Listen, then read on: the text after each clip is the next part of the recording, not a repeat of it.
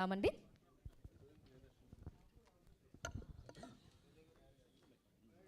Hello, distance కరెక్టేనా? Sound.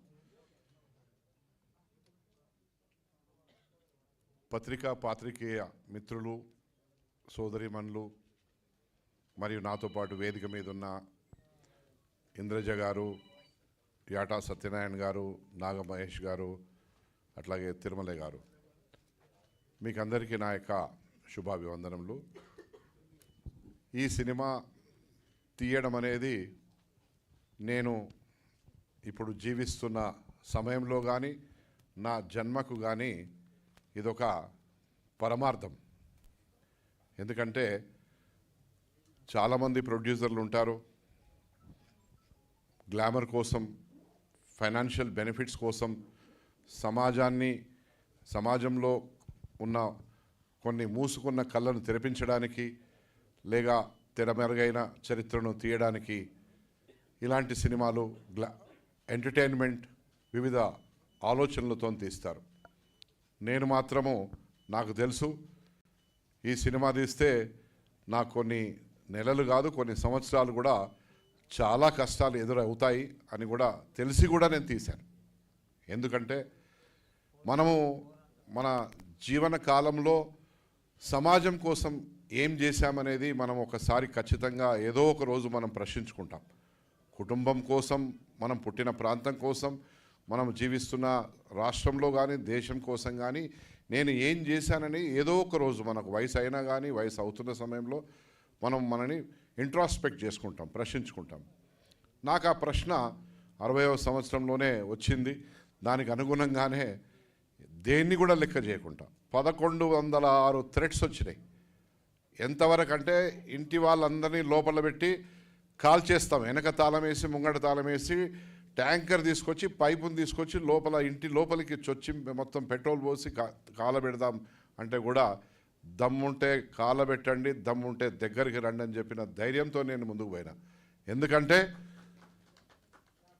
ఈ తరానికి కాదు రాబోయే తరాలకు కూడా గతంలో జరిగిన రజాకార్ యొక్క అకృత్యాలను మళ్ళీ పునరావృతం కాకుండా ఈ దేశంలో కానీ ఈ రాష్ట్రంలో కానీ మళ్ళీ పునరావృతం కావద్దంటే అటువంటి రజాకార్లను ఇప్పటి నుంచే ఎట్లాగైతే దోమలను మనం ఇట్లా నలిచేస్తామో లేక తేలుని బూటుతోని ఎట్లయితే నలిచేస్తామో ఆ రజాకార్ వాళ్ళని కూడా ప్రతి ఒక్కరు కూడా నలిచేసే పరిస్థితిలో ఆలోచనతో ఉండాలనే ఒక ఆలోచనతోనే ఈ సమాజాన్ని మళ్ళా అటువంటి పీడించే పరిస్థితి మళ్ళీ ఇక్కడ పుట్టొద్దు, పునరావృతం కావద్దు, వదిలిపెడితే అయ్యే పరిస్థితి ఈరోజు కూడా ఉంటుంది. కనబడుతుంటుంది, అక్కడక్కడ స్పీచ్లలో మాట్లాడుతుంటారు పబ్లిక్, పెద్ద పెద్దోళ్ళు, వాళ్ళని చాలా పెద్ద వ్యక్తులుగా పరిగణించుకుంటారు. దానికోసమే నేను తీశాను కానీ గ్లామర్ కోసం కానీ ఫైనాన్షియల్ బెనిఫిట్ కోసం కాదు.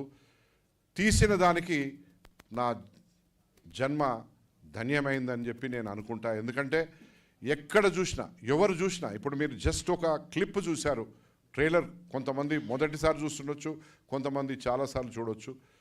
గూస్ బూమ్స్ అనేది it is very difficult to get. ఏదైనా ఒక భయంతో కూడుకున్న సినిమా చూసినప్పుడు కానీ లేకుంటే సస్పెన్స్ ఉన్న సినిమా చూసినప్పుడు లేక చరిత్రలో ఇటువంటి చాప కింద పెట్టి ఇప్పటి వరకు ఎవరు దీన్ని బయటికి తీసుకురాలేని ఒక చరిత్రను తీసుకొచ్చారు అనేది చూస్తున్నప్పుడు కూడా అటువంటి అనుభూతి కలుగుతుంది. నాకు ఖచ్చితంగా ఆ సాటిస్ఫాక్షన్ ఉంది. రాబోయే రోజుల్లో కాదు రాబోయే తరాలు ఎప్పటికైనా ఈ సినిమా మాత్రం ఎవరు తీయరు. ఎందుకంటే ఒకవేళ పేరు పెట్టి తీసినా ఇంత జరిగినట్టుగా కళ్ళకు అద్దం కట్టినట్టుగా తీసింది మాత్రము నా సోదరుడు యాటా సత్యనారాయణ. ఎందుకంటే ఆయన కూడా చాలా కష్టాలు పడ్డాడు.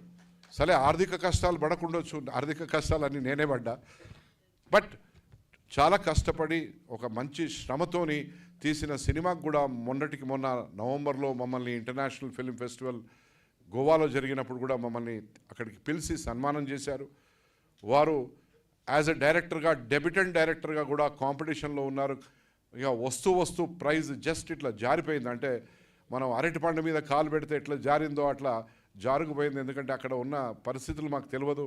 మొట్టమొదటి first generation producer, first generation director. Cinema చిన్న స్క్రీన్స్ కంటే he has been directing. So but subsequent ఎక్కడ ఉన్నా కానీ ఖచ్చితంగా మనకు మంచి మంచి అవార్డ్స్ రాబోతున్నాయని చెప్పి ఒక నమ్మకం అయితే ఉన్నది.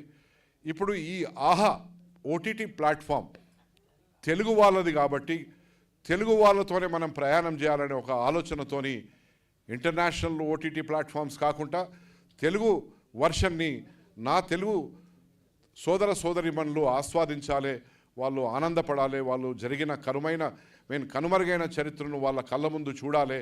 అట్లాగే ఈ హైదరాబాద్ ఈ యొక్క సంస్థానాన్ని పరిపాలించిన ఒక దుర్మార్గుడు మీర్ ఉస్మాన్ అలీ పాషా అనే ఒక దుర్మార్గుడు, ఇవాళ రాజు కాదు వాడు దుర్మార్గుడు అనే మనం పిలుచుకోవాలి. ఎందుకంటే వాళ్ళ తాత ముత్తాతలు మంచి చేసి ఉండొచ్చు, కానీ ఆయన జీవించున్న సమయంలో 2 లక్షల మంది హిందువులు ఎవరైతే ఇస్లాంలోకి మారలేదో పురుషులను చంపాడు, 65,000 మహిళలను మానభంగం చేశారు. ఇది ఎవడిచ్చిన ధైర్యము, ఎవడిచ్చిన హక్కురా నా కొడక నిజాం అనే పరిస్థితిలో మన తెలంగాణ వాదులు కూడా ఆ రోజు వాళ్ళ దగ్గర ఆయుధాలు లేకున్నా, కత్తెలు బరిసెలు లేకున్నా కట్టెలతోని పోరాటం చేశారు. ఆ పోరాటంలో ఒక ముఖ్యమైన స్ఫూర్తినిచ్చిన మహిళ నా పక్కన ఇక్కడ కూర్చున్నది ఇంద్రజ గారు, ఐలమ్మ గారు. వారి ఐలమ్మ గారి పాత్రను పోషించారు. ఇవాళ ఐలమ్మ గారు రజకులకు సంబంధించిన నాయకురాలు అని అంటే ఇవాళ యావత్ ప్రపంచంలో ఒక గౌరవప్రదమైన ఆ వ్యక్తి, మహోన్నతమైన వ్యక్తి ఐలమ్మ గారు.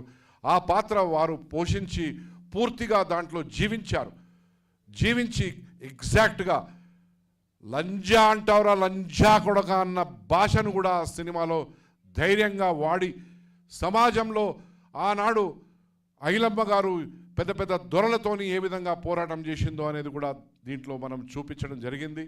సారీ ఈ భాష వాడుతున్నది, కానీ ఇది సినిమా కాబట్టి మనము ఇది సెన్సార్కి కూడా వెళ్ళింది కాబట్టి మాట్లాడుకునే హక్కు మనకున్నది.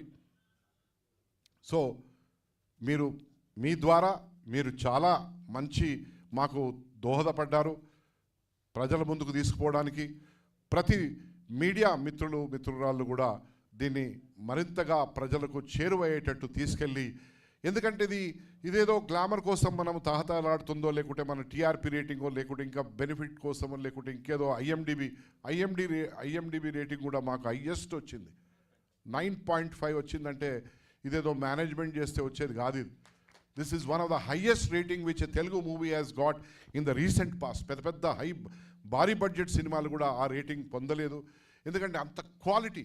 1948ని క్రియేట్ చేయాలంటే ఎక్కడ కూడా కరెంటు తీగలు కనబడొద్దు, ఎక్కడ డాంబర్ రోడ్ కనబడొద్దు, ఎక్కడ కూడా మోటార్ సైకిల్ కనబడొద్దు, ఎక్కడ కూడా స్ట్రీట్ లైట్స్ కనబడొద్దు. అంటే it is not that easy. వీలైనంత కాడికి ఈ సమాజానికి పూర్తిగా న్యాయం చేయడానికి ఈ సినిమాను తీశాము. రాబోయే తరాల్లో ఎవరికి కూడా ఆనాడు మన పూర్వీకులు పడ్డ కష్టాలు మళ్ళీ పడకూడదనే ఒక ఆలోచనతో తీసిన సినిమా కాబట్టి ప్రతి ఒక్క పౌరుడు, మన భారతదేశంలో ఉన్న ప్రతి ఒక్క పౌరుడు కూడా చూడవలసిన అవసరం ఉన్నదని చెప్పి నేను మనవి చేస్తూ నాకు అవకాశం ఇచ్చిన సోదరులకు సోదరీమణులకు ధన్యవాదాలు తెలుపుతూ ముగిస్తున్నాను. Thank you. జై Hind. Thank you, sir. Thank you so much.